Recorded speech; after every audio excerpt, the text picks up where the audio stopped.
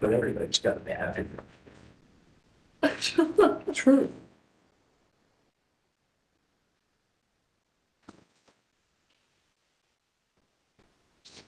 Ready? 317. Good to go. This is the call to order for the German Village Commission hearing.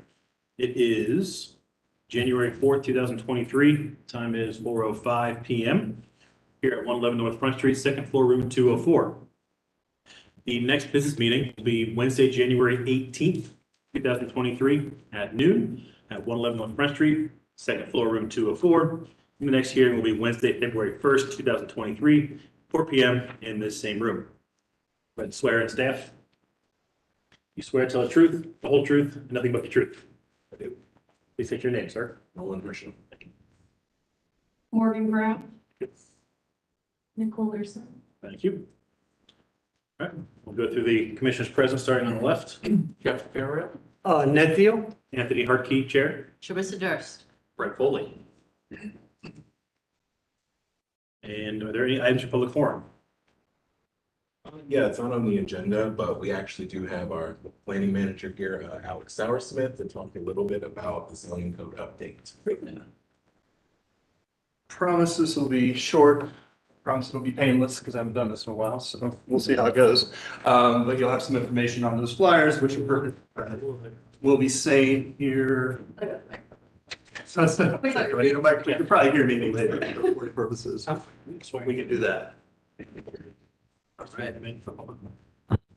It's not testifying on a matter. Typically, no. Typically, no. For decision. I don't know. Good thing to check on for sure. Always a good thing to make sure. So I can lie to you essentially. Yeah. I will avoid doing that though. I try to avoid doing that. You could always lie to us, you just won't hurt you. That's there you go. Yeah, but it's very hard for it to be material since there's no decision. Thank you for that clarification. So my name is Alex Sauersmith. Again, I'm a plan manager here with the Department of Development and Planning Division, with all these lovely people over here. Tonight I'm here to talk to you about the zoning code update, which you probably have heard a little bit about already. We are beginning to create a shared vision of the new zoning code, which on its own doesn't have the power to change the inequities which it helped create in the past, but it is one of the tools we can utilize to help address the current inequities that we see when we look across the breadth of our city, so that we can build a more prosperous future for all Columbus residents. So with that, I'll go out with a little bit of background information and then walking through where we're at, where we've been, and where we're going. I take it everyone here knows what the zoning code is, both in front and behind me, so I'm going to skip that part. But what we did learn specifically about our zoning code is, and you're probably familiar with this too, has not been comprehensively updated since the 1950s. We've done some small updates, some overlays, etc., to the zoning code over the years, pretty consistently, but haven't completely overhauled it since the 50s. We did an assessment on our current code, and some of those key findings that we had are that the standards in the current zoning code are not tailored to local conditions. The code does not prioritize affordable housing and transit needs equitably. The code is not user-friendly. There is an over-reliance on site-by-site negotiations within the code, and then multi-layered and scattered decision-making processes are kind of a product of this uncertainty of the process there. We did a survey along with this assessment, so we had about 3,000 responses, which is pretty good, but there's a caveat to that. Overall, we had 10 priorities that were identified, the top 10 priorities that were identified, and the top three, number one was fostering walkable neighborhoods. Number two was encouraging the conservation of natural resources, and number three was supporting improved transit. However, we found that this varied amongst groups. So amongst renters, the number one thing was affordable housing, number two was transit, and number three was promoting equity. Amongst those under 35 years old, number one was improved transit, conservation of natural resources, and accommodating a growing population in that order. Amongst African Americans, promoting equity was number one, improved transit number two, and affordable housing number three. And amongst low-income respondents to the survey, the number one thing was affordable housing again, promoting equity and improved transit. So With that, the survey was limited because we did not hear from a representative sample of the community, which is unfortunately often the case with a lot of surveys. For example, 77% of the respondents were homeowners. As we know, it's not that many overall in our population are homeowners. There was a lack of racial diversity represented within the survey respondents and a lack of neighborhood representation. About 50% of all respondents were concentrated in just 10 neighborhoods. So where are we going with this? We're starting to focus now. We have been and are moving forward with this, focusing on those key corridors, a lot of the same ones that you probably have heard talked about over the years. There's been a lot of work in the past done by both within the city and outside the city along the corridors there, what we might do to improve those and make room for denser housing, serve high quality transit, things of that nature. Streets like West Broad, High Street, of course, Morse Road, Sawmill 161, streets like that. The main streets of the communities, essentially. So by starting here, we hope that we can build more housing or be able to accommodate building more housing to fight the rising housing costs, and also create better access to jobs for folks that live there. Some of the key things that we'll be considering for these corridors are, of course, mixed-use development opportunities. And those can be mixed of uses within a building, could be mixed of uses along a corridor, could be done in a lot of different ways, essentially looking to see how we could reflect a variety of land use combinations so that folks can be served within walking distance with all the services, goods that they may need, and employment opportunities as well, if at all possible. Some other things we'll be looking at, and we have been looking at, we continue to look at as part of the zoning code and align the zoning code with these policies. The housing policies, obviously, we've been looking at, especially the affordable housing, parking policies as well, land use policies that our division manages, development and building standards. But it's important to know that no decisions have been made just yet. There's still a lot of time to participate. And really our goal is to be responsive to what we hear, and also ensure that the code changes that we make leverage best practices, are data-driven, and are prepared for the population or projected population growth in Columbus and the surrounding area. So in addition to these updates that we're providing to area commissions and historic commissions, we've been to all of them. I think you all are the last one we've been to.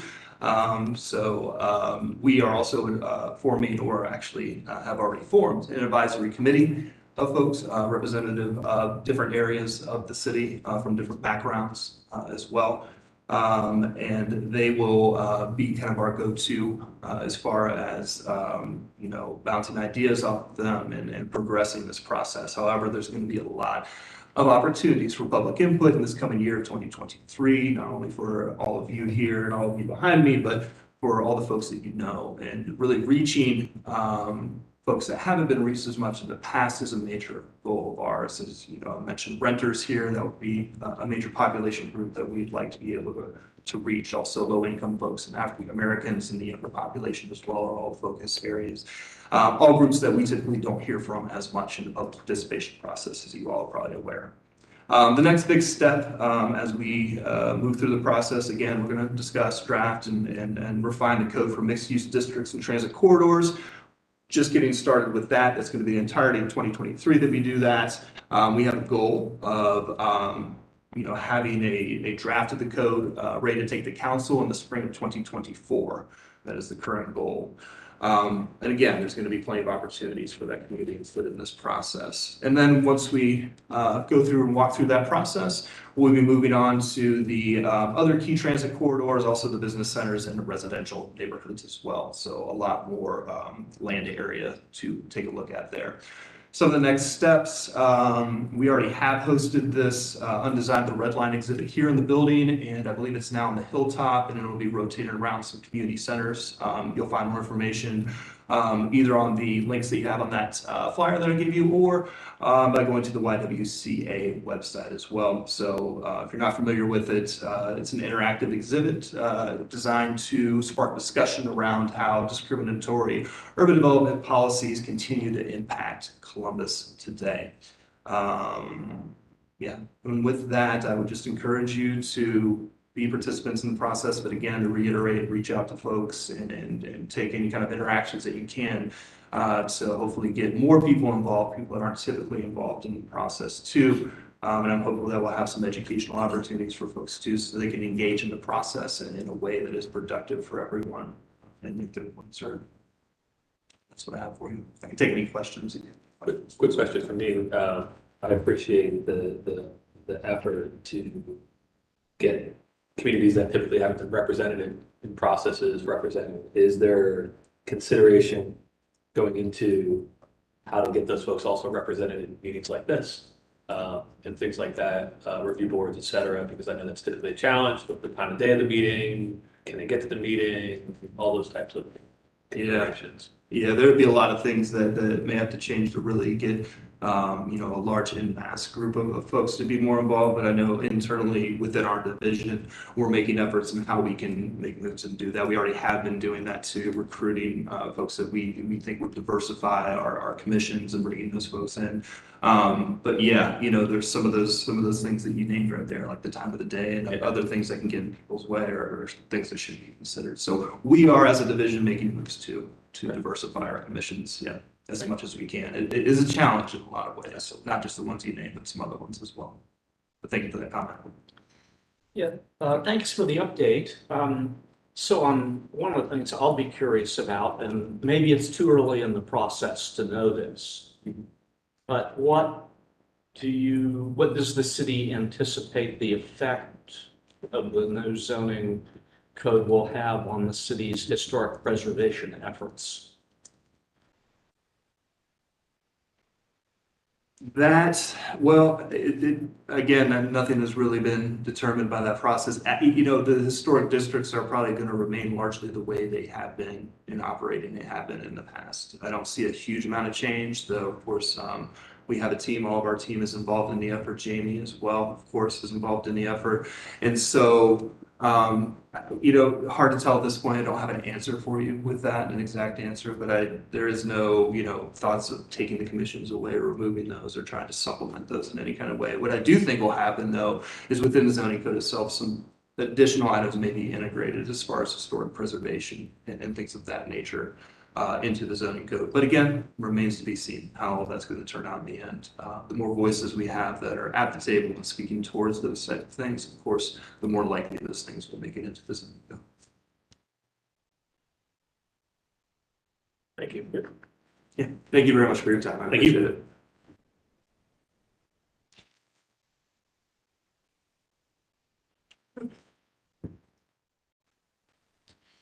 All right, moving on to the approval of staff approvals. The approvals begin on page 7 of the application of the agenda. I'm good. If the recusals from me, I'm good.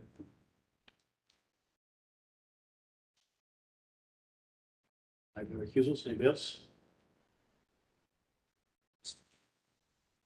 Hearing none, is there a motion? Mr. Chairman, I move to ratify the staff approvals. Second. Any questions on the motion? All those in favor? Against? Ayes have it, motion passes. And then moving on to the minutes from last meeting, December 7th, 2022. Mr. Chairman, I move to approve the minutes from the last meeting. Second. Questions on the motion? All those in favor? Aye. Against? Ayes have it, motion passes. Moving on to the applications for certificates of appropriateness. First section is continued applications. Item 1, GB-22-12-027, 252 East Beck Street. Come on up. If you're all settled, if you please raise your right hand. You swear to tell the truth, the whole truth, nothing but the truth. And please state your name for the record. Chelsea Dwyer. Thank you. Thank you very much. All right, the applicant is proposing to move a portion of the lot line to the south of the existing location. They're asking for 2 variances. The first variance is R2F area district requirement, CC 3332.14. And that's the minimum lot size in an R2F area district of 6,000 feet. The existing lot size right now is 5854 square feet, and they're proposing 5799 square feet. For the second one, it's CC 3332, 0.05. The required lot width is 50 feet, and they're proposing to keep the existing 48 feet. The application was continued due to the applicant's absence at the December hearing. At the December business meeting, the commissioners requested the applicant to elaborate more on the reasoning of the variance and justification for the lot sizing. The applicant has supplied updated variances needed for this request. They are requesting this variance to transfer 55 square feet from 252 East Beck Street to 576 to 580 Cedar Alley to provide a more accessible 3-foot walk on the side of the residence. Staff recommends approval with any and all clarifications to be submitted to HPO staff for review and approval to issuance of a certificate. Basis for staff recommendation are City Code 3116.13 standards for site improvements. Point A. Just point A. Good. Anything else to add? That's about it. We're trying to add 55 square feet, and currently there's 30 inches to get to the back property, and we're trying to just make it 3 feet, a little bit more accessible. Any questions from the commission?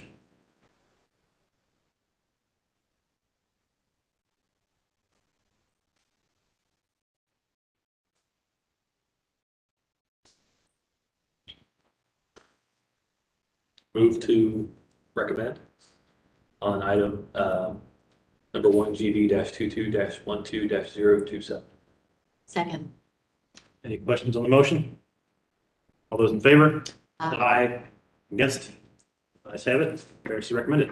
Thank you very much. Moving on to item number 2, GB-22-10-025, 606 Raider Alley. Once you're settled, please raise your right hand. You swear to tell the truth, the whole truth, nothing but the truth. Yes. Please state your name for the record. Michael Dalton. Thank you. The applicant is proposing the installation of the backyard concrete parking/patio area. The patio is 26 by 22 by 4 feet. Half of the concrete patio is to have 3/4 inch brick installed over top. Work includes the removal of the wood privacy fence and the installation of a new metal fence. The fence is to include a double gate and single gate. Additionally, the fence is to be 4 feet in height. Removal of tree and installation of new plantings, and roller arborvitae specifically. Work has been done prior to COA approval and has received a code violation.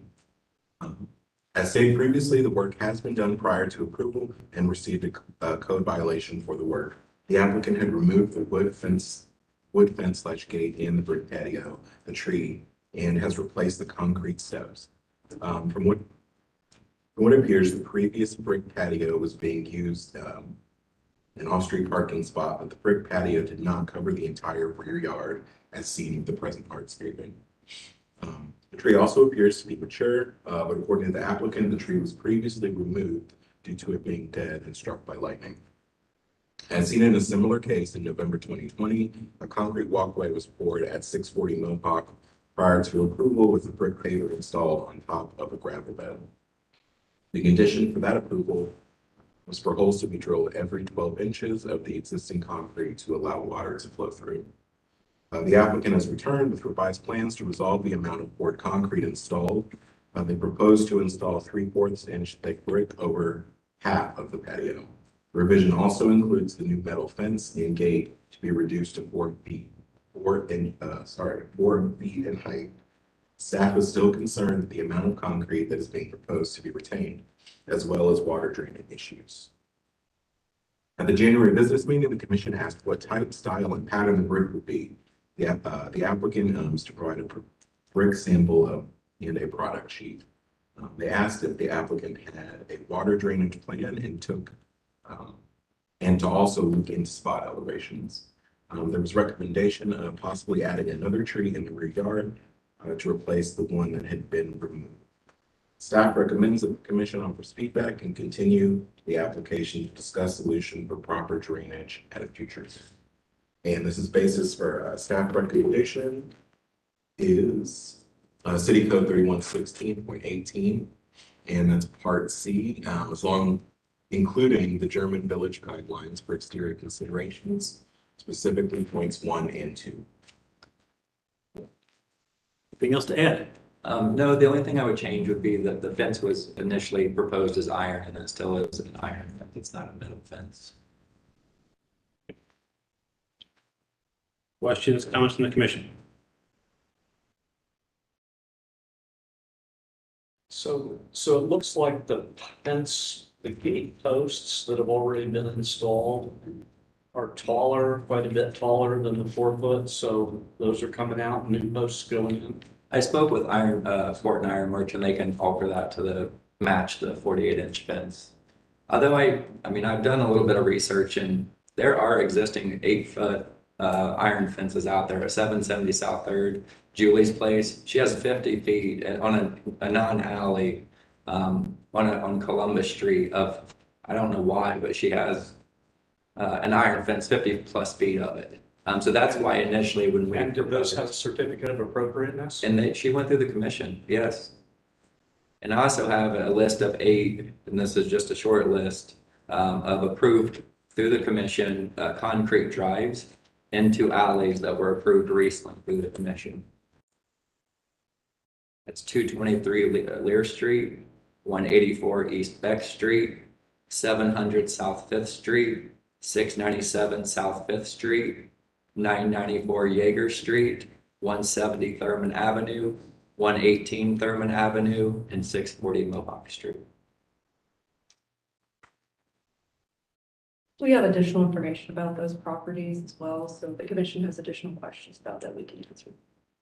And in those approvals, they did not require any kind of plan when it came to just you're asking for the drainage plan, including spot elevations. Those weren't required in those approvals of those projects with the commission. So, and so your contention is that we're bound by whatever bad decision the commission may have been made in the past, or we're bound by the guidelines? Just consistency, honestly, is what I'm asking. So it'd be best to be consistent with the guidelines, right? Yeah, whatever was previously approved recently.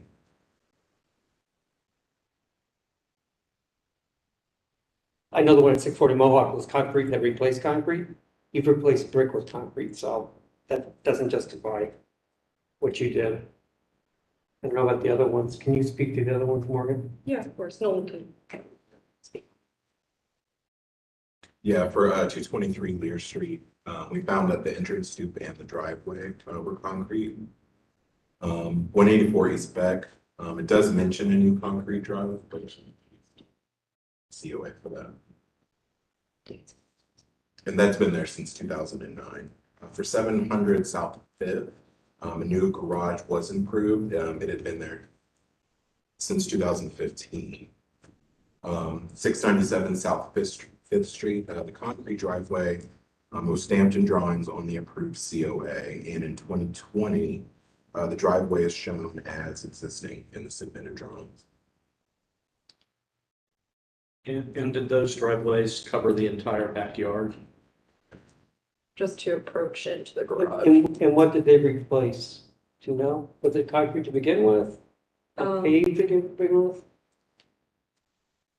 For a couple of these, there were not concrete there previously. For 170, there was concrete there, not emphasized that it was previously. There was a smaller garage in that location as well that was demoed for a bigger carriage house with a concrete drive there. 118 Thurman, that was actually installed in 1975, so there was already concrete there in that area. And then it was approved for a new pour in 2004. Yeah, same thing with 640 Mohawk. Yes, so maybe about half of these, I believe there was concrete there before, and then it was repoured, which is typical for approval. There was already concrete there. Yeah. And some mention a garage being built with concrete drive or just a drive, but not mentioning the exact material that was supposed to be installed. And those are typically around early 2000s or 19.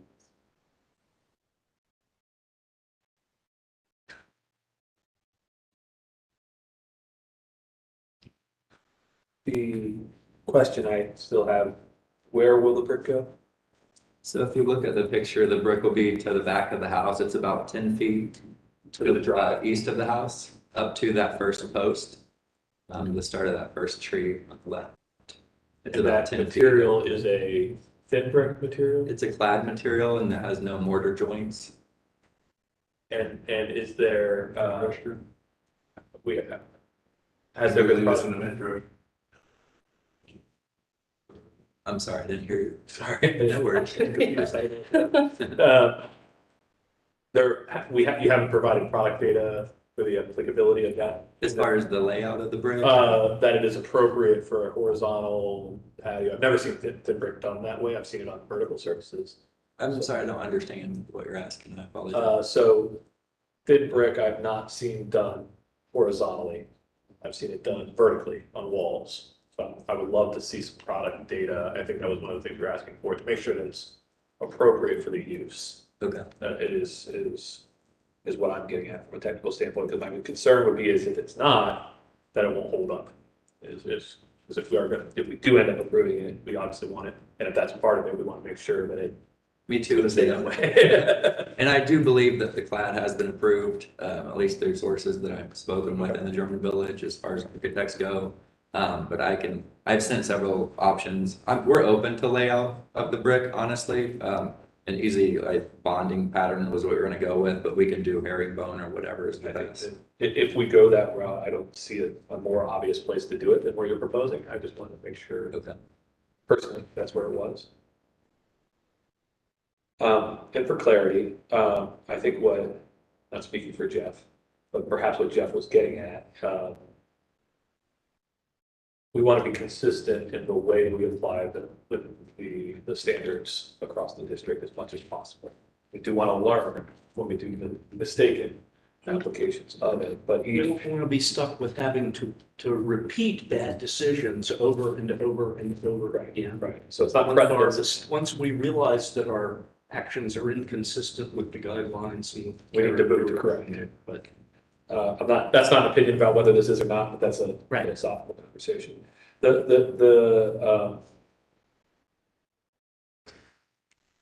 So those applications that I was hearing primarily were for a concrete drive approach to a garage, is that correct? Correct. Which is not this situation. I do have some concerns about the amount of paved surface that wasn't previously paved. We had discussions recently about the fact that we were requiring that pavers not be installed on concrete in the past. However, in a discussion of whether or not that's appropriate, I think that it was you that pointed out that that's actually not something that is in the guidelines. It was something that was from a commissioner that kind of became a standard we were following because of that. But I do typically have concerns, and especially in high urban areas where the more we can create impervious surfaces, the better for our overall storm drainage standpoint. From a site approval standpoint, you're well under anything that would require that. So I think you're okay to do what you've done from a technical engineering standpoint, from the city standpoint. At the high point, there is a 2-inch decline from the top of the concrete to the bottom end of the alley. Whether that makes a difference or not, I mean, Are there things you would have considered doing to mitigate that, a French drain around the perimeter in the garden areas or things like that, where some of that water could be mitigated? Have you considered any of that? I have not. Would you consider any of that? Yeah. I mean, that's obviously not knowing what cost of. Sure. Yeah. And then the other piece for my benefit, I'm sorry, I didn't review the standards ahead of time. Is this larger fence consistent with the guideline staff, or is that not consistent with the guideline? Typically on alleys, it's 3 feet. Okay. But previous discussion, this application was seen at another time with another application that was approved for 4 foot. At that time, the commission seemed to be in agreement with this being a 4 foot reduced. The guideline says 4 foot's all right. Yeah. Yeah, okay. So the guidelines say 4 foot is okay. Yep. Correct, Commissioner Field, so I take that back. And I did confirm Fort and Ironworks that it's not a problem as far as reducing the height of those posts to match the height of the fence. So it's consistent. So I think at this point, the part I'm uncomfortable with is not having seen a sample, not having seen product data on the brick to understand if it's appropriate for their use, I'm not currently comfortable voting on it, but or approving it without that information. Otherwise, I don't have any issues at this point myself. You have the samples that I had sent via email by chance? So when Do they you were need to- submitted, they were past the time Okay. of the materials being sent. Fair. So I was not able to include them. Was it pictures only, or was it actual product data that talked about application? I believe it was just the pattern, correct? Yeah, it was just a picture. It was just an image. What I'm getting at is technical data to make sure that it's appropriate for the. Okay. I don't know that the guidelines speak towards that specifically, so if it doesn't, I'd like to understand that it's gonna hold up. It's like you. Yeah. Yeah, Understand. that's my thoughts. The other item I would request is a sketch showing, For the record. if we're going to have this product located somewhere for the record, because as you stated, other applications have slipped through without having that information shown, trying not to repeat the mistakes of the past. So that would be one of my requests to have before I could make any ruling. And I did send that, sorry it was late, I just got that today, I did send that over to you today in Morgan, and that was our fault for not being on time, we were actually out of the country, but you do have that at your access whenever it's convenient.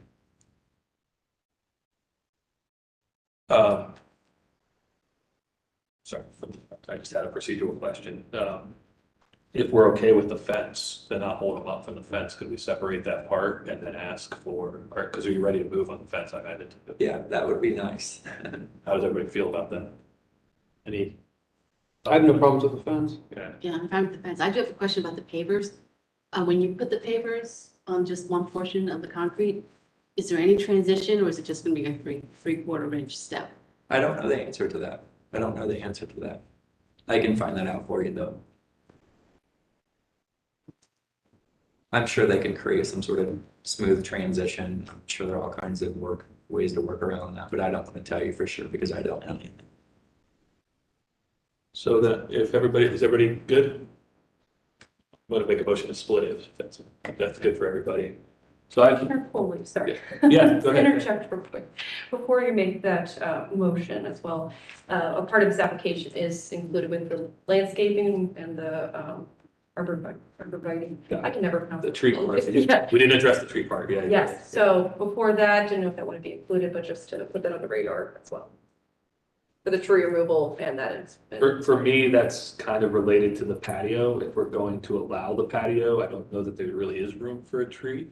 And so it'll be a discussion of if we allow the patio, what is the amount of landscaping that we require to go back?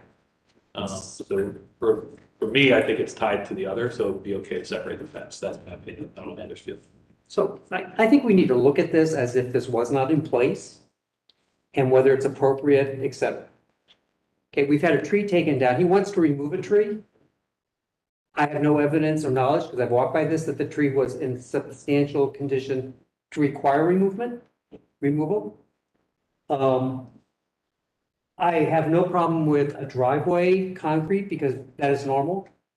And I think the patio is appropriate to be replaced in brick because it was brick before. But I want to see what the pattern is. I want to see what the material is. I want to see if that's sustainable and whether it's per the guidelines. And because of all of that, I'm not willing to split this because I don't think there's any rush to get there. And I think we need a solution for the tree. So, I mean, we did plant 11 evergreens. I mean, and we're not going to cut down a tree if it's not, I mean, it was done prior to already. Like, we're not in the business of cutting down trees, but we planted 11 evergreens in place of one tree. Not the same thing, I'm sorry. Fair. Karen's not here to, landscape architect is not here. I mean, we have another option, and maybe this is talked at a further date, but we could do a 2x2 cutout behind those 3 evergreens right here at the front. And we could do a 2-inch caliper, deciduous tree, or however you pronounce it, in place of that to accommodate your tree request. That's just one option. It's normally what we request when we allow a tree to come down.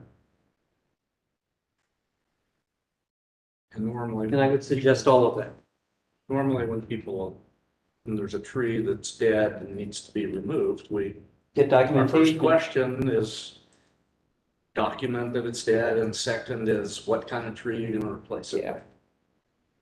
If it's a immediate danger to the public, then obviously that won't be noted by the company that takes it down, whoever takes it down.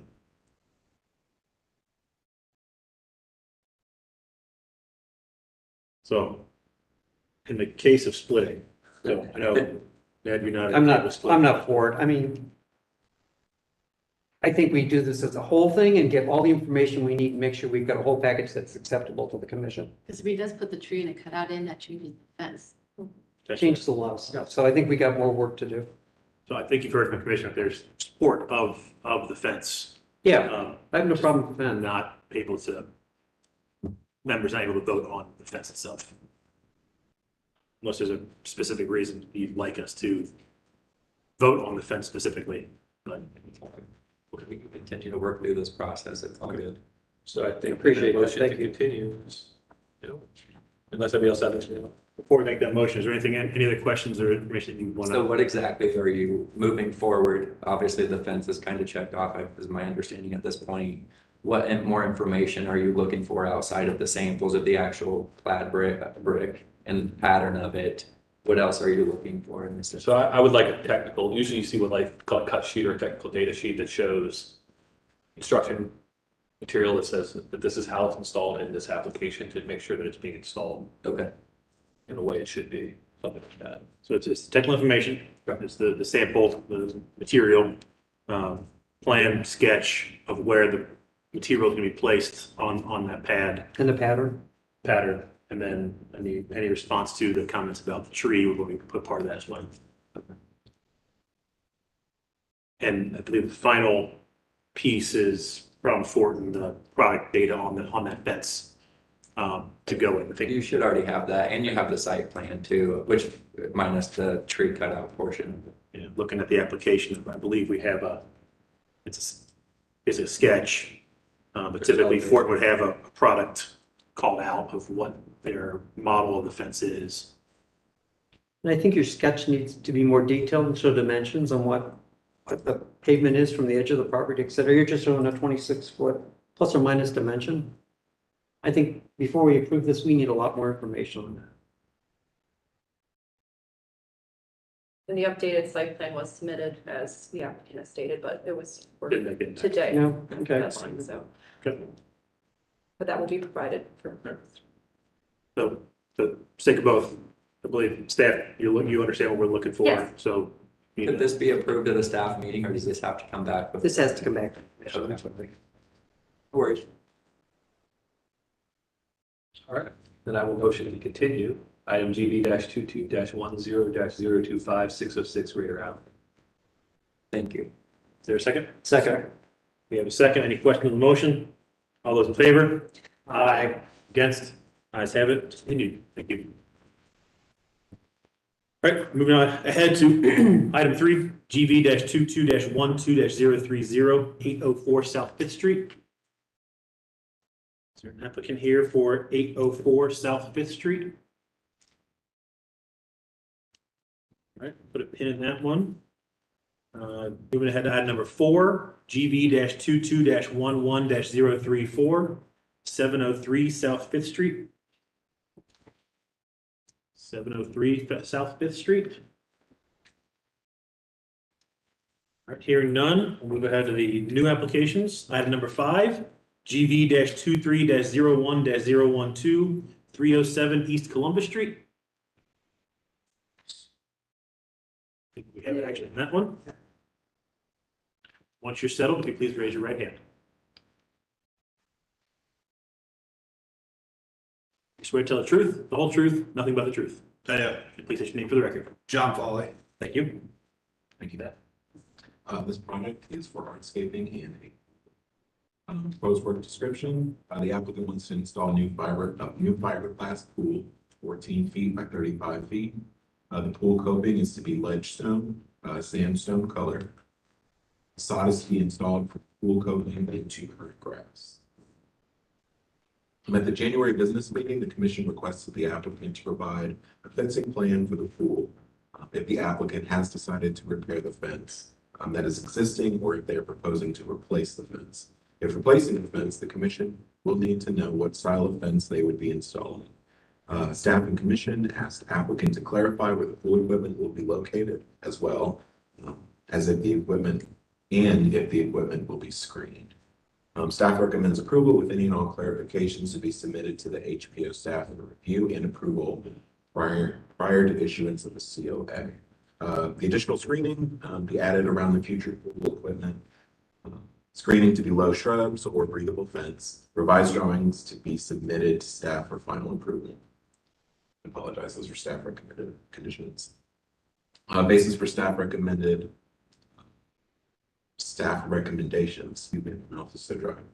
German Village guidelines, specifically points 1, 2, and 4.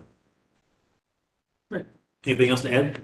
No, it might have been a little late, but I sent an updated kind of plan for, I think, more here a couple days ago. It might have been too late to get it updated, but yeah, nothing really to add. Maybe the only question maybe would have is if you guys had any recommendations on what you guys prefer for screening for the equipment. What did the updates included that you submitted? My question is, it's in the backyard, why are we requiring screening of the equipment? Okay. If you want to look at it, I mean, if it's invisible from the street, I'm not. Well, maybe depending on, is there an alley? There is an alley. Yeah. And whether or not the fence was being replaced, I think we just kind of need to understand. Yeah, so Towards the fence, if you don't mind, yeah. yeah, so currently the alley, you might be able to see it, and then that's. One picture, I think. Yeah, so it cuts in to the property line. So the plan would be to extend the yard to the property line to the rest of the fence that's to the left of the shed there. That's where the previous owners parked. And then at a later COA would be to get the garage in the rear of the property. But yeah, the plan would be to install a cedar fence along the property line. That's same style and shape as a current one that's pretty much in despair. So the same style as, go back to the pictures, not that one. Not that one, Yeah, yeah, which is the kind we typically like, correct? Or it's simply one, yeah, okay. So to understand the application, that parking area will be removed and this type of fence will be provided around the entire perimeter of the yard. correct. Replacing the existing. Yeah, it needs it. Yeah, good. That's, to that point, Ed, I don't know if that's the case, it's screened from view everywhere. Yeah. So I believe it's a private alley to the left of the property, right? Correct. And then Tim Becker Lane is what the property butts up to the bottom Yeah. side, south. Correct. So basically fencing along the private alley, fencing along Tim Becker Lane, and fencing along the right side of the property. And this might be a dumb question, but if I'm replacing a fence that's in between two properties, do I need to get their permission for a COA If it's not on their property, nope. Okay. Typically, the fence will be built just on your side. Okay. Depending on the type of fence, if it's a sided fence, Yeah. as in you have the smooth, nice side and Yeah. and I hate to use the term ugly side. No, or I- Structural yeah, side, yeah, yeah. the structural side goes on your side of the property and the Yeah. smooth side goes on the other. So I'm just gonna pipe in here. Go ahead. When 15 years ago, I put my fence up. Yep. The commission asked me to get my neighbor to sign that they were aware of the fence and that I would need access through their property to paint that side of the fence on Okay. occasion. Okay. So That could just be a written letter. just a written letter that. Okay. Yeah. My only thing is because the middle part where you see it slanted actually completely fell over in his yard. I think it might be an elderly gentleman who doesn't even live there. Yeah. I guess one other little thing to be a little anxious about. So if you put the fence right inside the property line, you gotta be worried about your neighbor's consent to. Yeah. Yeah. And your neighbors might be somebody different 3 years Yeah. from now. Correct. if you bring it inside the property line, so you can stay on your property You don't to, have to, yeah. well, your neighbor ends up starting to think of that space as. Theirs, part of his lot. Yeah. And so sometimes you end up having a little Yeah. fussing about that later on. So I down found the line. best solution is to split the cost of the fence with your neighbor. I didn't, no. Because they maintain their side, and you maintain yours. Are we actually? I do have one more question Yeah. before we take any action. On the very first image of the application, let me zoom in, I can't see anything. That little structure right there towards the front of that picture, looks like stone structure, pillar, something. It's gone, it was gone when I bought it. Okay. I Not really sure if that was something. I think it was an old electrical box that they moved and Okay. there's nothing there. Okay, I wasn't sure if that was like some Yeah. kind of historic well, some fixture there. Mile marker? Certainly, I think it's green from patina. could be.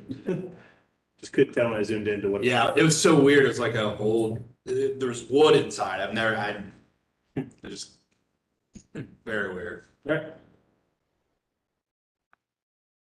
So as far, are we comfortable taking action with it, with clarify the fence type and those things? I think I'm okay with it. I mean,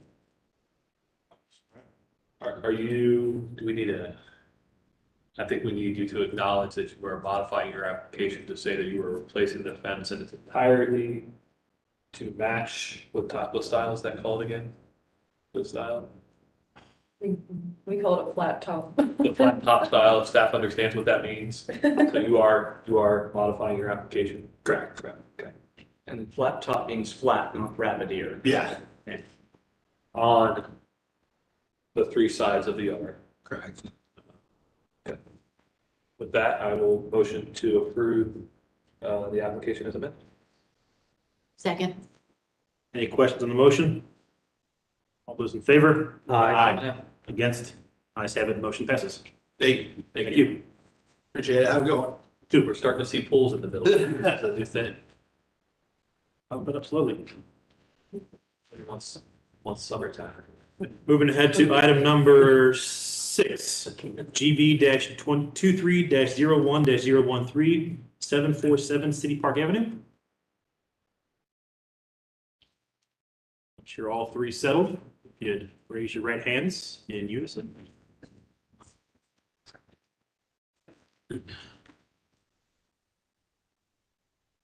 You swear to tell the truth, the whole truth, nothing but the truth. I do, yes. All right, we do. Your name is, sir, start from left. Kyle Green, with Guns and Architecture. Thank you. Randy James, owner. Thank you. Micah James, homeowner. Thank you. Thank you. The applicant is proposing the addition of a shed dormer on the south elevation near the front of the main cottage structure. The proposed dormer will match the existing dormer's materials. The existing dormer and addition were approved in 1968. The three things they would like to do, going to have board and batten siding painted to match the existing, double hung 1/1 windows from the approved list, and roof gutters and fascia to match the existing. We're also proposing a two-story carriage house at the rear of the property along Pearl Alley to include 2 parking spaces, 1,040 square feet of living space, 370 on the first floor, 670 on the second. Height of the carriage house to be 24 feet. 2 dormers on the south and north roof located near the west elevation fronting Pearl, and the dormers to be horizontal siding, fiber cement. Vertical board and batten siding, asphalt shingle roof with 4 skylights in the north elevation, new fixed windows on the east, west, and south elevations, and gas lantern light fixtures. The application was previously reviewed as conceptual, and the following is taken from the now approved December 7th German Village Commission hearing minutes. Commissioner Durst stated that per the guidelines, any dormers are to be pushed back towards the rear. The example neighboring dormer when installed predates the guidelines. Typically, the commission would recommend a smaller dormer that would be pushed back farther to pull off the street elevation. The commission requested the applicant to provide a second floor plan of the current floor plan. to see the reasoning behind adding this dormer. They also asked if the dormer was being added to provide headroom for the stair landing. The applicant responded that it is not the reasoning, that is not the reasoning, but the reasoning is for better access to the bedroom and bathroom located in the front. Commission recommended the applicant look at the minimum size they could get away with for adding a dormer to solve the bathroom bedroom issue. Recommended setting section drawings of the front half of the cottage to get an understanding of the headroom issue. Commissioner Durst asked what else is in the proposed carriage house other than a two-car garage. And the applicant stated there would be one bedroom, a bathroom, a living space, and a kitchen space. Commission commented that typically a garage of this size with the proposed space are not typically approved in German Village. Recommended that the applicant be prepared to discuss a full apartment carriage house and to provide the floor plans. Recommended a site plan that includes the other structures on the streetscape to compare the massing. Commission also asked proposed carriage house to slope and eaves are higher than the neighboring residential structures. Commissioners present stated they have no issue with the balcony on the side yard being part of the plan. Commissioner Foley said that the windows are unusual in this proposal, but if the massing and height were different, he would be okay with the window style and placement. And he's also not opposed to the balcony portion in the rear. They were asked to clarify the final materials such as the proposed railing on the balcony. And lastly, the commissioner said that they were fine with the materials since it is a way to differentiate it from the historic structure. January business meeting, the commission requested floor plans and section drawings to be provided for the existing second floor of the front of the main structure. They also advised the applicant to touch base with PZS with regards to variances and potential lot split. The lot split idea would need to be discussed further at the upcoming hearing with the commission. Staff is concerned about the height and overall massing of the proposed carriage house in comparison of the principal structure, as well as the location of the proposed dormer on the principal structure. Staff recommends that the commission offer feedback and continue the application to allow for additional materials and designs that are more in line with German Village guidelines and city code. Basis for staff recommendation are City Code 3116.12, standards for new construction, as well as the German Village guidelines, specifically for new buildings, garages and outbuildings, specifically points 1, 9, 11, and 13. Anything else to add? I will just briefly talk about some of the changes that we made since last time. First, on the dormer on the main house, we were able to pull that dormer back away from the front quite a bit. We included a second floor plan of the bedroom as requested in the packet. Also, a photo of sort of the bedroom and that hallway that we're talking about, and you can sort of see in that photo towards the front that there you go, that the door to the bedroom is not a full height door because of that head height issue there. So that dormer would pop up that little hallway at that door and that little hallway into the bedroom. So we can have appropriate head height there, and I included a couple of sections as well, the existing section and sort of a proposed section that sort of shows the heights there and how that door works. Are those drawings missing? Yes, we do. And last time I checked, they were on here, and I'm not sure how the older materials were are attached. So I do apologize about it. We're having technical issues. Is the sections, is that it? Is that Yeah, what- it's the sections and floor plan that you had submitted. Oh, okay. It's not in the 4 section, DD4? No, unfortunately, it's, I'm not sure what happened. I do apologize That's- about that. Okay, here, I mean, I have one copy that I can show. That's. I'll just hold it up at first and I can pass it around, but going old school here. That's right. So this is the front, the bedroom, and there's also a bathroom closet, and that's the door. I hatched in sort of the area of the proposed dormer so that this hallway here Just past the existing wall, so you can kind of get past that. Yeah. And so this is sort of the existing section. We're about 3'4" at the low side of the hall. And then the height of the bedroom is about 7 feet. And it's that hallway is here, and that door, the low portion of the door is about 5'5". And then a proposed section of how that dormer would pop up that area, so. I did find them. I Oh. apologize about that again. So sorry about that.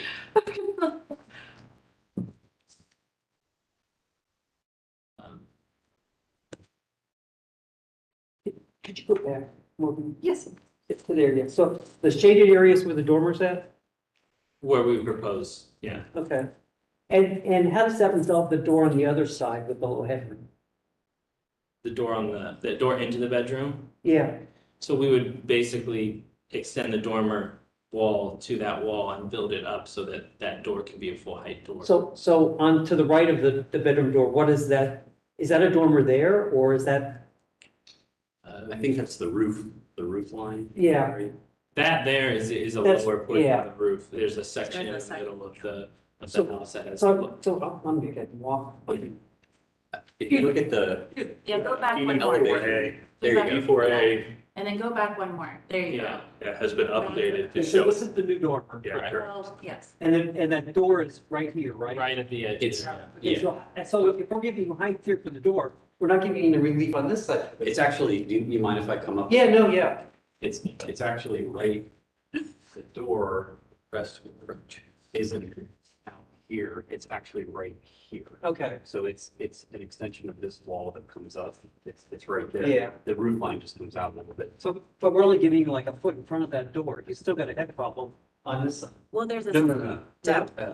there's a step inside. Okay, Yeah. it's, Oh, so it's lower. so, It's, no, it steps You up step- into okay. that room. Yeah, So, okay, Yeah. okay, thanks. So you're lower before you go You're in. lower and then you actually step up about, it's a little bit higher than a normal step.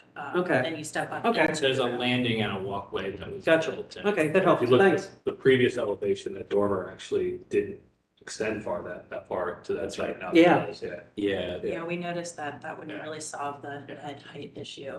So we revised that.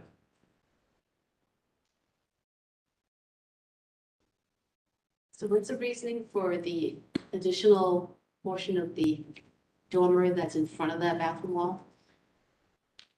When you walk into the house, I walk into that room, there's a door, and unfortunately, the door can only swing one way, and that's this Okay, way. so- So you walk into Okay, the so you can slanted walk side. around an open door. Yes, Okay. yeah. so you can't, I hit my head and I'm only 5'4½", because when you open the door, The you half have is to walk this way. What? The half is important. The half is important. So that is the reason why. Well, I guess the extension past the closet. Oh, on the left. Basically, so at the closet, you wouldn't have the existing head height to hit your head on. There's a little space to turn and get in towards the middle of the room. Yeah, kind of like that. It's space, because the height of the room at, about a 2-foot section in the middle is like 7'3", so it's not very high to begin with, so. My only question to that would be, is the layout driving the exterior form following function, the function following form? This is an existing bedroom layout. This is an The existing. Yeah. walls are all existing. The only new portion that we're proposing Is the dormer. Is the dormer, yeah, it's not. Oh, I see, That, you right. can see it in the photo that, as Yeah. well, that sort of took. So you can kind of walk past it and turn and go with this. Otherwise, it just we scream open Exactly. the wall. You'd have the same problem, just for. Yeah, you're just moving the problem, we didn't want to just move the problem. You can't get around it, so. And it's an asphalt shingle roof. Correct.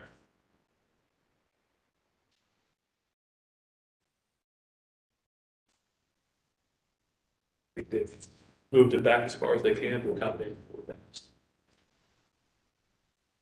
And this is not inconsistent with what allowed before. In the back half now.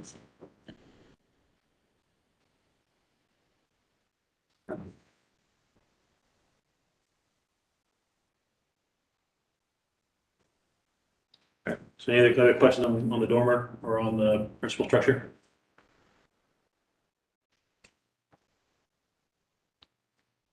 Hearing none, the other item on this application is the proposed two-story carriage house for the property. Questions, comments on the carriage house? I'll just, if I could say a Sure. couple of things that we really tried to bring down the massing since our last meeting. That was just a big topic. We were able to lower the overall height by 4 feet. We did that by lowering sort of the roof bearing and just popping up some dormers on the side that would, allow for adequate head height above, but sort of make the feel of the massing down. Also sort of added, the main house has both board and batten and horizontal siding at the rear, so we used both 2 different materials along the long sides so that we could, again, start to break down the massing and the feel of the long wall. Yeah.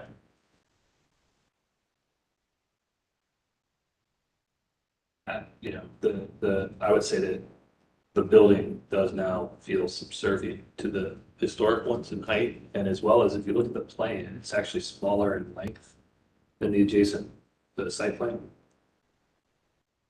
Say it again? Adjacent building. DD-3A, Yeah, we wanted to keep it shorter and which was what the it's thing we that, were talking about right there, yeah. yeah, So you can see it's not as wide, not as long as the existing building, and shorter. yeah, it's set back 5 feet from the front property line, whereas the adjacent one is right on the property line. And, yeah, it doesn't extend as far towards City Park as the other And the adjacent building is what? resident. What is the house? It's a residence. It's a house, okay, Yeah. not a garage. No. Yeah, that's Pearl, I mean, there's a lot of houses along there, that's Yeah. part of Pearl. Yeah, there's, it's a duplex, yeah, it's a duplex, and then there's a Yeah. couple, it's all residences, and then an adjacent lot on the other side, it's just a surface parking lot, gravel. And this is now shorter than all the other ones along this block on both sides. We'll give more deference to the stuff on the east side and the west side, with the west side being technically outside of the district, but it's like you said, it is shorter. So, Yeah. yeah, Improving district. Yeah. Shorter than everything now. yeah, the west side of Pearl has no bearing for me for justification for anything. So, but, That's what I said. yep, We just want to be thorough. yeah, no, appreciate it. I question the 3 windows on the west elevation. Yes, the next request for comments is the fenestration materials and whatnot. The question about the 3 windows, I can answer that. There's 3 windows on the back of the main house, and I wanted to reflect that, but in a modern way. So that was what we came But up it's with. not characteristic of the window opening rhythm, et cetera, along Pearl Valley, which is a guideline. Is it too much variation for a new building? I think it is. I tend to fall on the other end, I mean, it's the 3 items, right? They've got the massing. Yeah, right? massing, materials and details, 1, 2, 3, and the window Those were the things fenestration that is you one guys of had them. mentioned before, those 3 in that And so materials, you're matching the existing materials from massive. the board batten and. I think the use of siding doesn't match, so I think that is, Also, they're using a mixture of horizontal and vertical. That's in what's in on our main odd home. way. it's the same thing, which is what's on the main structure. Yeah, but it's not all on the same plane. It- I'm not arguing that, Yeah, no, I'm not saying it's wrong, it's a contemporary use of what's on the main thing, but that is a variation to me. So you're saying they're very material and detail. Yeah, that's what I'm going. Yep, gotcha. I'm okay with it. Yeah, I'm okay with it, but the windows, I'm not okay with. I'm okay with both. Other side, I'm okay with the other side. The yard side. Yeah. That faces. It's interesting to get everybody's opinion on windows then, but So the bigger thing is, what's this talking about lot split? I wasn't the last meeting, so. Before we get to the lot split, to the windows, my feeling is, as you said, it is a more contemporary use of materials. What think's getting me about the windows is you have this face, this facade. It's a very solid facade. The garage door is solid, your second floor is solid, whereas if you look at the rhythm of the street, the fenestration is more spread across the facade as opposed to being very vertical, very narrow. That to me is More what, slick. yeah, it's what, you're making a structure that's trying to feel like a house, but then it's not, it's feeling much more non-residential. To me, it just seems out of place along that elevation. I'm gonna argue this is Go ahead. an ancillary dwelling unit with a garage. Really. Okay. So I think it should reflect that. Can I just ask, I'm not sure I understand, you guys probably understand more than I do because you're architects and designers, but what do you mean by that? Like the windows don't reflect what it is? You know what I mean? It's just a design element that, as Mike said, we're trying to reflect it in a little bit more modern of a way. Is it? I think you can do that with windows that are more proportional to what is on the rest of the streetscape, but treat them in a way that is more contemporary. Okay. Doesn't have headers, doesn't, a different kind of sill, it can be a box frame around it, that kind of thing. But it kind of is a gesture towards the pattern of windows and the proportion of windows. I think it's appropriate for you to make them larger maybe than what is on the adjacent ones, but it still reflects and talks to those. Be good at cheap DD 8A. Just in understanding the feedback as well, is it important that it Back to the elevation. matches the rhythm of what's on the street specifically, or if there are examples even kind of in areas or streets close by that are kind of similar, is that okay as well? It's that street, that piece of street. Okay. I'm not saying you need to match it per se, but I think you need to speak to it. This doesn't speak to that. Yeah, sure. It's totally alien, whereas I think if you took the motif of what's next to it, et cetera, and use that kind of format and that kind of pattern and contemporarily enlarged it or whatever you want to do. But I think you need to respect that. Okay, that makes sense. That's kind of what you're seeing. You have very, I'm not an architect. Okay. I'm a contractor. Do a by lot of trade. construction. But you can see you have, everything's very lined up one on top of the other. You have the wider part of the building on the first floor. You have the windows spread across it. Second floor, it's all kind of taking up the space. What about that? Well, you still have, I mean, that's could be your case, but I like it, so. And No, I'm not saying that's not wrong. I mean, you could use, yeah. Right, because it is kind of, although you got a garage, which makes it. Yeah, I mean, The but garage you- door makes it a little bit more foreign too, and. You've still got two windows, that these are, kissing each other, if you want to use the term, right? On the other ones, on that side, they're apart, but it's still kind of the same proportion, that's what I'm saying. I think because the home or the garage, the main home had those 3 windows, like I explained before, and then this garage in the back, we wanted, because it is the shortest building on the street now, wanted to kind of elongate that a little bit. There's a church across the street, which is not pictured, that has, I'm sorry. The Lutheran church right there in the corner. Lutheran or Zion, there's not something. Yeah. Lutheran And Zion. then down the street on Pearl, there's actually, I have taken a picture of it, another building that has 3 windows that are very similar on the main floor. So I was trying to work with Kyle on, bringing elements that were already existing, but in a different, more modern way again, so. There was a particularly modern house built on Pearl just north here, not too long ago, right? Maybe about 5 or 6 people. Mm-hmm. Yeah. And we had the same conversation about windows on that. Yeah. I And remember that. we kept the same proportions, as I said, but we used the placement different. Remember, we let them put them on the corners. So it did speak to what was existing in the pattern that was there, but we allowed them to modify how it related to the noise. Is 33 Frankfurt, is it the duplex? Yeah. Um, Yeah. is, 744, 748 Pearl are, yeah, I think the entrance is on Frankfurt. That's the side. oh, I see, that's Yeah. right, that's right, yeah. It's on It's the like other a side. little, That's right, yeah. I can't Pull remember in. if it's a duplex or not. no, it is. Because it's interesting, I just asked because the patterning of those two are so similar. Mhm. Obviously, the other one is driven by the fact that there's a divisor there, right down the middle, right? Um, Yeah, but, okay. I'm okay with it. That's okay. What's the height of the main house of the house? House is about 20 feet. So this is taller than the, Correct, yes.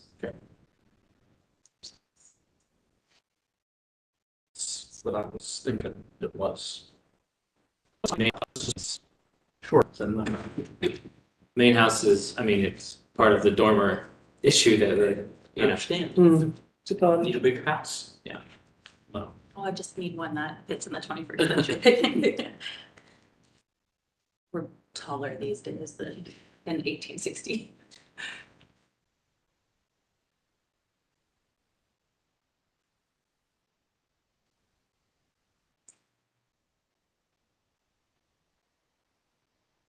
APA, for the applicant's benefit, I'll have across the board from the windows, straw poll, sounds like. You're on the fence, Anthony, or you're I'm not on board with the windows not as is. And I think they're a little bit too much, look at me, kind of different. We're losing this. so it sounds like you don't have support of the commission for the windows, so that's sort of just for consideration as we sure. Yeah, it's Is that different it? than the last time we talked about it. and sort of the changes we made to the massing Attached to and cottage. height. I know there was comments that we'll be discussing it now, but I think that from my standpoint, the massing is good now. I think Jeff made, I think I might know why Jeff asked the question he asked, but I'll let Jeff speak for himself. Well, so my continuing concern is the proliferation of carriage houses behind smaller cottage houses that, in the historic character of the neighborhood, of the historic district, wouldn't have had carriage houses. So this is, you've provided several examples of other houses that have contributed to my concern in the past. And this is another step down the path of having small houses that would have never had a carriage house associated with them, with a carriage house associated with them. It's in an incremental way over a long period of time is changing the architectural character of the historic district. Sure. It won't. Does it mitigate at all that this particular small cottage has got this big, long addition attached to the rear? No, No, it doesn't mitigate it at all. and it's way taller than the original cottage. Well, 4 yes, feet. gosh, yikes. Big tall. Was it mitigated at all that some of these lots were split to have residences on right on Pearl? No, that was historic that it happened, but they're not doing it. Now, if they want to talk about that coming up, let's get the kitchen in this and start going down that road.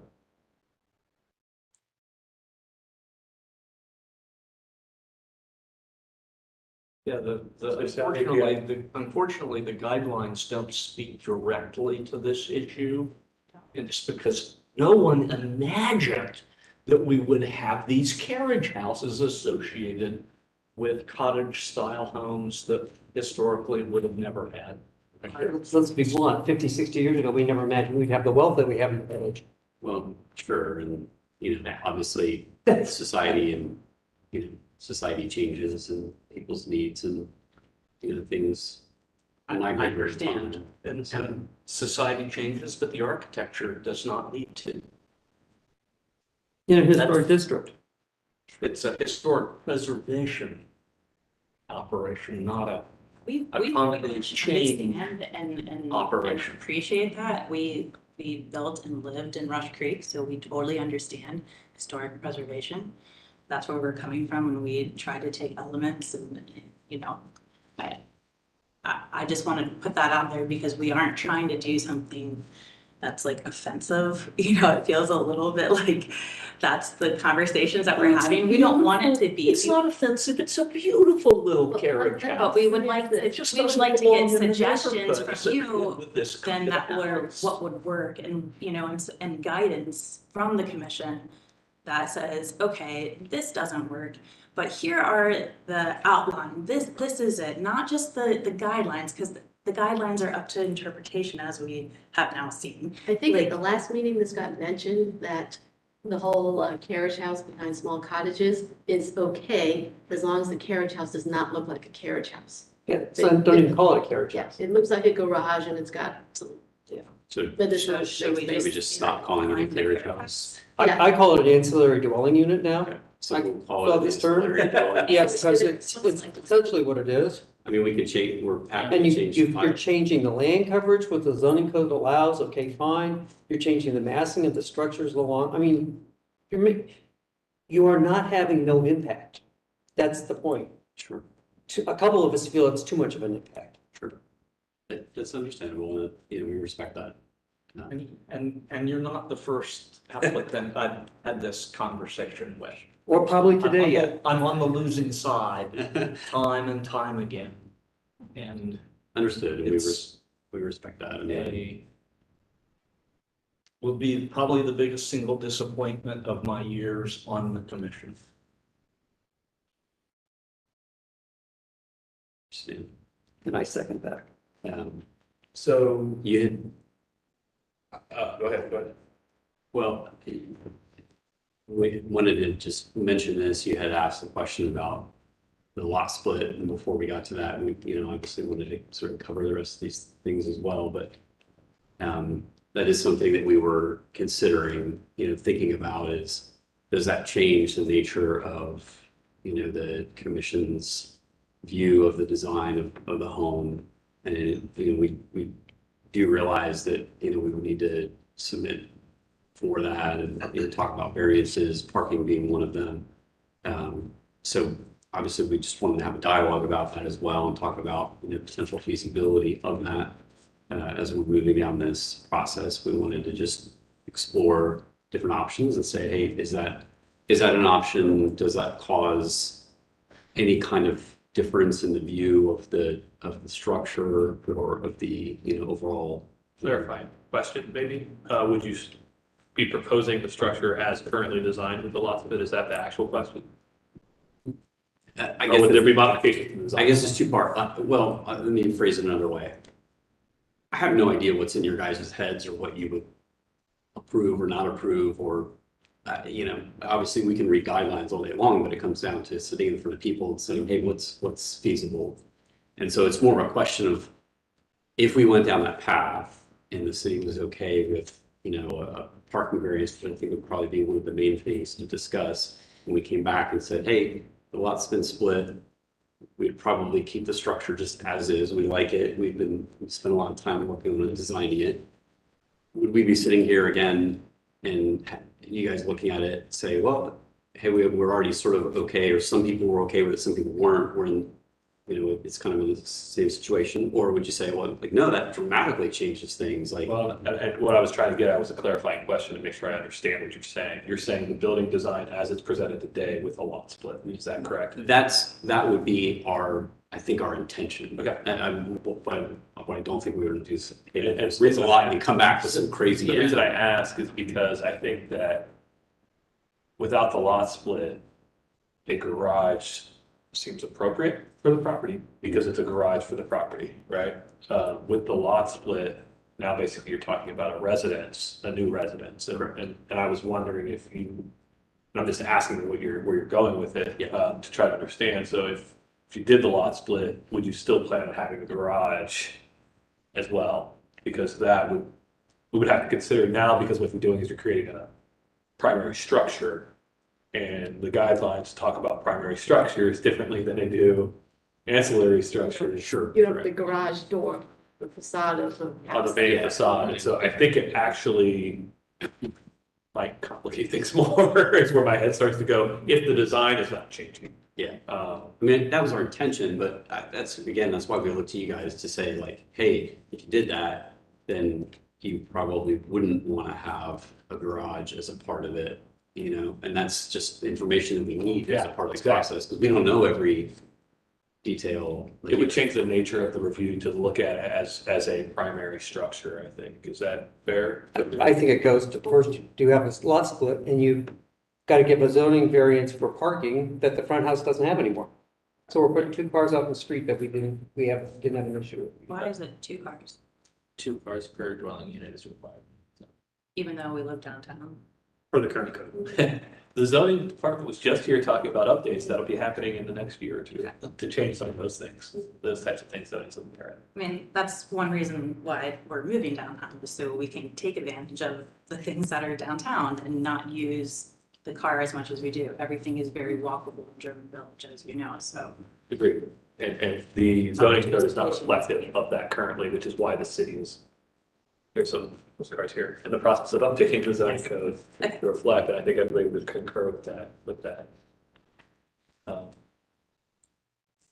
So if this were still an ancillary building with a garage, given that it's on Pearl with other residences, is it more appropriate that it just look like a more utilitarian building serving a small cottage than it would looking more like a taller residence reflecting of the other buildings on Pearl? It's a great question. Which is more. I'm trying to get them to yes. Yeah, Some way. yeah, no, that's good. So some of our conversation, and Tricia just said, we're trying to get to yes for you, trying to figure out how to get to yes. Yeah, and that's super helpful. That's a good question. Thanks. When we start going down the conversation line of principal structure, larger height tends to be more acceptable in keeping with what's currently there, as opposed to a garage, which should be subservient to the principal structure. So you start changing that dynamic. Can I ask a specific Sure, question? go ahead. Can a principal structure have an integrated garage? Not by the guidelines, right?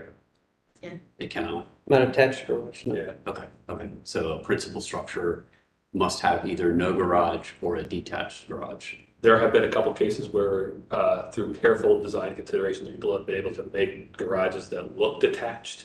Okay. And what they do is they make a connection in a particular way that you can't really see it. Okay. That we have approved previously, but it's been very heavily debated to get there. Okay. So a principal structure would never have, A clearly detached garage. would never have an integrated garage. There is one really bad example that's very old that we've seen a couple times recently. There's a big garage with a house on top of it. Yeah. But other than that example, that's probably the. In this lot, I believe it's 29 feet wide, so I don't see how you're going to be getting your garage. Yes. So that's super helpful, like just having that answer, Yeah. like keeps us from going down. Yeah, exactly. Spending it on, wasting a ton of time and money on something that we wouldn't otherwise. That's helpful conversation. Yeah. We appreciate it. I have 2 other questions. I wasn't here in December, so I apologize if it's discussed. First one is, on the site plan, you're showing the left side of the structure being 1'8" from the property line. I know we've gone round and round and round with code enforcement about having overhangs into a non-3-foot setback from property line. So I've had problems in the past where applicants, they get approval, they go to build, they're showing the overhangs. The inspections say you can't have the overhang, and then they build it without the overhangs, which obviously is a problem. So with this being that type of condition, you're gonna want to talk to city building department, plan department, find out what they're gonna say about that, so you're not caught off guard. Right. Yeah, you may have to center your building more in the lot. And they're already 3 foot on the other side, so you kind of, It's a very. 3 feet on one side, one Doors are on that side, that's why you have to. Yeah. And obviously, your principal structure has a grandfathered in reduced setback, because German Village weird. So technically, if you get the zoning variance, it would allow the structure to be less than 3 feet, but it adds that complexity of how the building department's gonna rule on it. Yep, we'll definitely So do that. it might just have to be narrower. And I think in the past, we fire rated them and wrapped them so that, it's, It's always good to ask, because Yeah, they change no, their it's minds, great. it feels like. Great, yeah. And the second piece for the commission was single door versus double doors. I know we've kind of gone back and forth about what we do with those. The garage door, you think? Yeah. the garage door. Yeah, and we looked at that as well, and given how narrow this is, the site's extremely narrow. The two single garage doors would sort of decrease the maneuverability of two cars to get in there because all of a sudden you've got that center post. Understand that that's something that is in the guidelines, so. These fancy new mirrors they put on cars are really expensive. I don't know why they do that. Whack them on the side of your. Push the button so they fold up. Actually, Yeah, well, mine ain't quite that fancy. Actually, on mine, I roll my window down and I reach out. and grab the knife. Your arms must be longer than that. I do know that if you go north of Frankfurt, I think 3 or 4 properties up, there is a garage structure, 2-story, with 2 single garage doors. Not sure what the size are, not sure what the lot width is.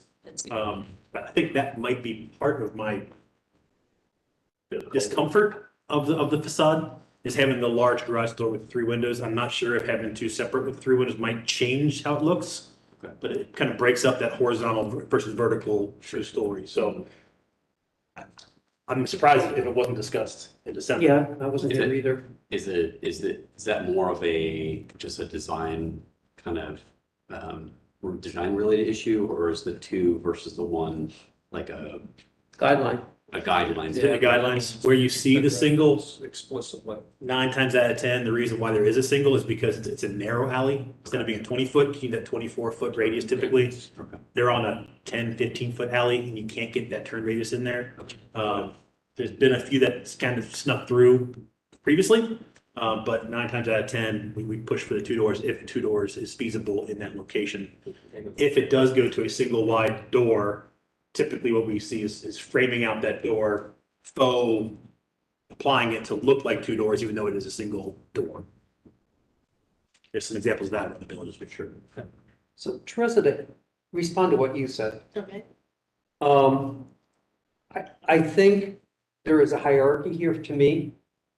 And what is on the lot is an ensemble of buildings.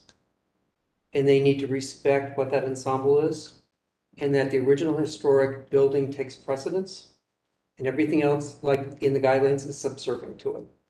Therefore, this is way too tall compared to the primary structure. Secondary then is how it relates to the alleyway. And you can't start with the alleyway and make that the justification for this when it's compared to the original structure. So that's where I'm at. Is that how everyone feels? Because I feel like that's a little conflicting from the conversations that we've had prior. I'm sorry, I wasn't here to some It's not, Yeah, I know, that's what I'm saying. it's not how I feel. Okay. And Yes, that's okay. So I think it's also wider than the primary structure, but maybe only by a little bit. Because the primary structure is, most of the primary structure is 16.5, 16.8, 16.9, and then there's a little bump out that probably takes it to, what, 19, 20? So the widest part, yeah, the garage is wider than the widest part of the primary structure, so it's taller and wider. It's not subservient. And I'm usually the middle person on the commission when it comes to carriage houses, garages, primary special structures and whatnot. I tend to veer towards if the facade fits with the alleyscape. If you can see the difference between the ancillary structure, the primary structure, it lends more weight to keeping the height of that ancillary structure down. If you're on a lot that's a long lot built on both sides, you're never going to see that difference from any public way.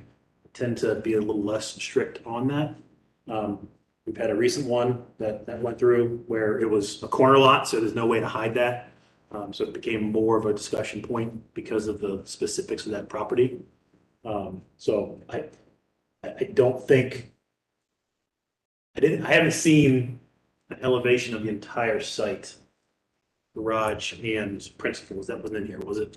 No, the site plan, I would say we probably have 2, like, it is a very long site. So if you go to the site plan, it's narrow, but it's very long site, so it's not right up against anything in the main structure, and I would say you won't be able to see it from City Park based on the density of the houses and there. I think the only way to see it from is coming north is Pearl. Right, the only way would be that, because there's nothing built to the south of it there. Mine's on there. There is a house on that next lot though, right? So it'd be, you could, if I could. Yeah. If you were here, right? Just That little. Just that little portion, yes. Yeah. Historic building. So to me, I think if the elevation of that Pearl Alley facade gets acceptable, it gets something I can approve. Sure. I don't think I'd be against the extra 4 foot in this specific situation. I think if this cottage did not already have this big addition, fairly modern looking addition on it, I would probably say no to a carriage house. The fact that it's sort of remote now. That even if you could see it from that place in Pearl, you may not even be able to see the original. See the addition. So you probably got on the commission here about 3 people that are okay with the massing and it's probably where you are. And it sounds like we have some design tweaks to make, based on, windows and, Yeah, and that overhang issue. and providing more detail on the materials and things like that. An overhang on that north side is crucial, getting that nailed down. And Anthony, you said the garage doors as well, the 2 In the garage. If you can get 2, I think that makes it, that gets They me. actually look better. I think we talked about that at the very, very beginning, and then we weren't sure if it was gonna be wide enough to do two. So I've got 2 doors on mine, but mine is a wider lot than yours. And I've got 2 9-foot doors, and it's still a challenge to make the There's a turn. There's an architecture term called tectonics. And so the notion of something looking like, why does that stand? A post there is going to make it feel tectonically better. Like it's actually like, oh, yeah, that feels right. I don't know how else to describe it because there's a post there that holds all that heavy mass up. Hopefully, that understands what I'm I'm saying. following you. Yeah, and I think I think a 2 garage, if you can pull it off, I think you might be happier with the way it looks. And it might support, to Anthony's point, a little bit more towards that interesting window thing. Yeah. Because of when you look at that cityscape, there is that property that has the kissing windows on top, as Ben put it, and then the 2 windows to the side that are separated. It makes it a little bit more harmonious with that language. You know, more like the left half of the 750 Pearl. Yeah. You've got 2 and then 1. You've got that language. Can I ask a question just about process? And you guys probably already know this, but again, it's the first time we've done this, but in terms of providing like some design ideas for those windows, like if we came back and said, okay, here's option 1 with the split garage, and it actually kind of looks different now, and then with the 3 windows. And then here's option 2 with the split garage and a different window structure. And here's option 3, maybe another 3rd way of doing it. Is it okay to bring like 3 options in front of the group and say, hey, can we just decide, can we pick? Sure. We on this side of the table, we like all of them, but can we? Yeah, that's often a good way to get us there. Okay. That way we can. I believe it or not, there's sometimes we're like, you can go option A or C. Okay, well, that's good. That way, we can hopefully make, It also allows us to, like, right now, we're talking this through, but we're not seeing them. Being able to see them allows us to visualize, all of us to visualize it and make better decisions. Okay, yeah, that would help make some forward progress, I think. And my final question for the applicants, not knowing what your construction schedule looks like, what you anticipate to get done versus not what can hold off. Since there seem to be no qualms with the dormer and what you look into the principal structure, we could split the application into that principal structure part and then this being a separate application. If you need to move forward with it, you don't have to, but I want to give you the option of doing that if that's something you would like to have.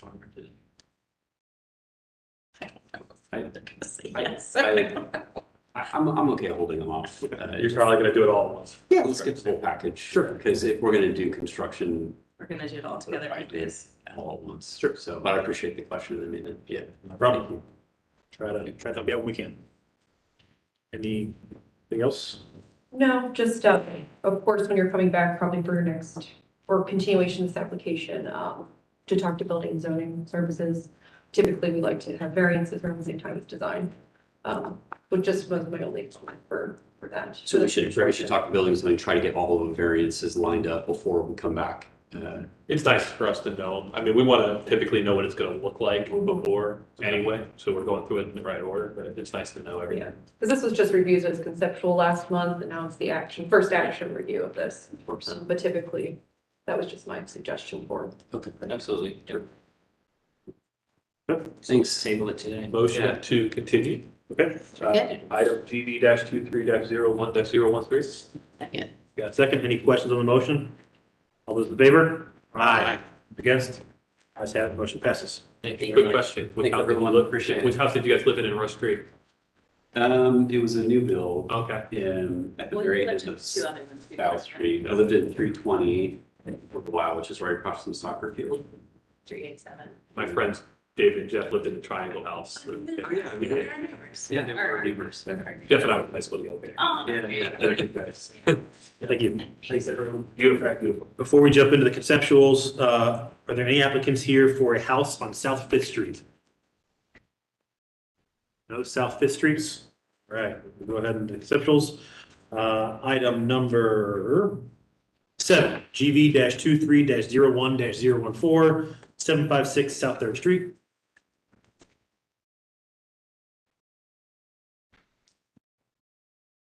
If you both please raise your right hands. Do you swear to tell the truth, the whole truth, nothing but the truth? Yes, I do. Dean Berlin, Urban Order Architecture. Steve Hurd, Urban Order Architecture. Thank you. Steph? The applicant is proposing to build a story addition, a one-story rear addition, off of the existing, and to remove the bump out portion of the rear addition. Single-story rear addition was present in 1921 and 1951 Sanborn maps, making it a contributing structure or contributing addition. There appears to have been a porch that was enclosed after 1951 to make it the present addition today. The proposed southeast bump out addition, that addition was added on after 1951. Overall, the design is consistent with new additions to be differentiated by height to the contributing structure. Staff would recommend the applicant maintain existing door openings in lieu of enlarging based off of the German Village guidelines amendments under door replacements, excuse me. All doors need to be fitted for each individual opening. At the January business meeting, the commission is requesting additional information that conveys why the structure is or is not contributing, essentially justifying the cost for demolition. There are also additional elevation drawings to delineate what is existing versus what is proposed. There will need to be further discussion on alteration of door size in the south elevation, as well as clarity of materials being used. Staff recommends the commission should offer design feedback that can be utilized by the applicant to further refine the proposal for review at a future GVC meeting. Basis for staff recommendation, German Village guidelines on door placement. As specifically points 1, 2, 3, 4, and 5. Okay. Anything else to add? No, I have, we got the request for kind of the elevation showing kind of what we're doing. It's overlaid on it. That was during Christmas break and we were gone during Christmas. So I brought that if you want to see that. Sure. Going into the street. I know. Hey, I wanted a police officer to escort me back here. Great, thanks. Oh, yes. If there is, that's fine. I'll grab Staff.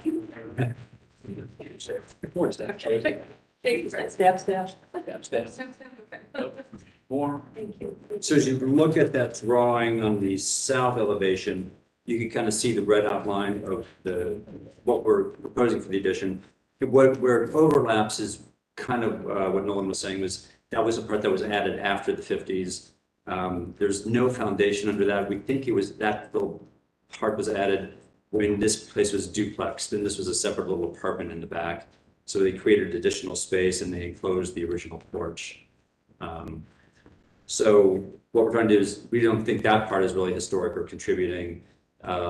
So we're kind of pushing our addition close to that, but then trying to respect, on the other side, there's this weird little shed that I think that shows up on the 1951 Sanborn.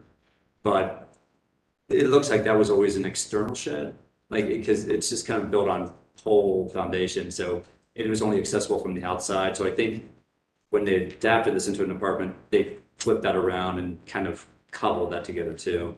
But at least from the outside, we'll keep the appearance of that. So. There's a, the frame part is all on a rubble crawl space, rubble foundation with crawl space. But those pieces past that sort of main wall, you can see that it's recessed in the middle of that is, yeah, there's no foundations under any of those pieces. Yeah. Questions, comments from the commission? I guess my question is, why are you keeping that little piece of the part to the north? We're keeping it because it's essentially on the property line, and we could take it off. Internally, actually, we're just gonna block it off. It's not usable space. Yeah. And I think it's the original. we'd be happy to take it off. We were trying to, it's kind of a bone to you guys, just like, okay, if you want to keep that, we can keep it. We need to stay 3 feet away, like you said, for overhangs and for just to stay away from that north property line. So we'd probably simplify it if we didn't have to engage that, so. It makes sense to me. If this existing 1-story, this portion here, Yes. what about that whole thing you said is not on any real foundation or? There's the original section. The original part that shows up on the like 27 to 51. Yeah, can you pull that up?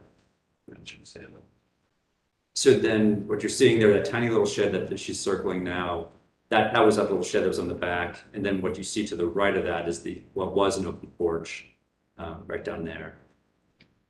And then they added on the little section, yes. Very good. I looked at these perfect. I need to bring my pointer. So those two additional sections are not really on any kind of solid foundation, so. So it might be good if and when you come back for your application, full application, getting a floor plan of what's the foundation part, what's not the foundation part, what you're gonna pull out, what you're gonna, because just looking at that Sanborn, again, these aren't to scale necessarily, but it doesn't look like your addition is gonna basically fill in that whole footprint of where the little porch portion was. And so here, if I can, here's the kind of existing floor plan that passes around. Sure. And for you, this was the original, and there was the open porch that was in here. Gotcha. And then this section was added, and this was a little shed that's on the back. So this line is where you're gonna be attaching to? Exactly, and you're keeping part of that, engulfing that, but we're saying we could remove that and just addition. So this portion that was the porch, is that foundation enough, or are they gonna, is code going to make it back? We'll probably have to beef that up because it was just it was a solid foundation. It was supposed to be a tip section. Yeah, to get into this crawl space, you go into the basement through a tunnel. Yeah. So you look at these, there's some brick and stone and Yes, like whatever they found.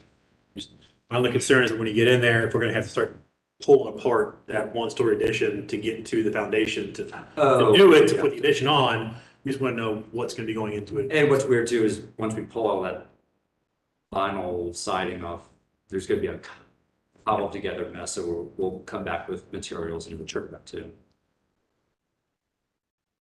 Another question I have is, looking at the elevation, how's that roof intersection gonna work? Right now you have this slope dying right into this slope. Well, Valley. we'll create a saddle that, and then it'll probably shed most, depends on how we treat, if we take off that north addition, but we can then slope it to both sides and then out to the yard, so. Okay. Just seems odd to have that long of a valley on a shed versus a, you know what I'm saying? Okay. Architecturally. Well, It'd probably be good to show that satellite saying. locations for us to see, because it's gonna, Okay. if you're sloping it. And we may do that out of, as, replace the existing roof and do the saddle out of metal so that it's actually a little more, well, you know, just. Because if it, the slope, it might get a little bit high. Oh, yeah, well, it's basically a flat roof. Yeah, out of metal, we can make it flat. yeah, so, Which is great. It's a rubber roof now. right, so I think it's, I forget if it's rubber or not, so. Sorry, I heard, so this is conceptual, you're coming back, and I heard you saying you're gonna be taking some siding off. Do we need to do any kind of approval to help them do the destructive? Yep. removal? Yes. Yep. That would probably Yeah, take if we care could of get it approval today. to do some exploration, that would be great. Yeah. I mean, I think it'd be good to do, and we would recommend it, so. Selective demolition. I've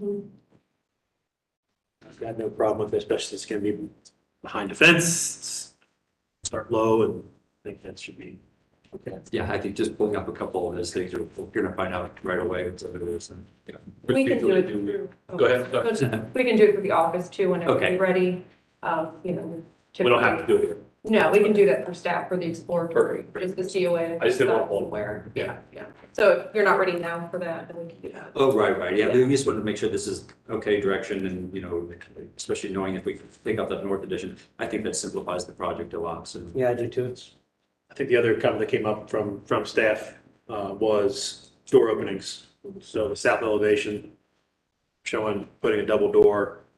Yeah, how does the commission feel about that? Like I said, because that was, originally was a porch that was an infill, and then I think they put a door and some weird shaped windows, 3 different. I think you need to show us what existing structure and construction is under it and take it from there. Okay. Yeah, That's my we won't know that until we start taking some. Yeah. Or how the commission feel double doors versus a single door and a window, so. Because I know in terms of the kind of fenestration openings, kind of more. But we can deal with all that, so. Does anyone have a strong, if this is just, you know, half was always open and, well, whatever. Let's begin for, I think it's a matter of what you do there fenestration or door wise reflects what the original massings were. And respects that.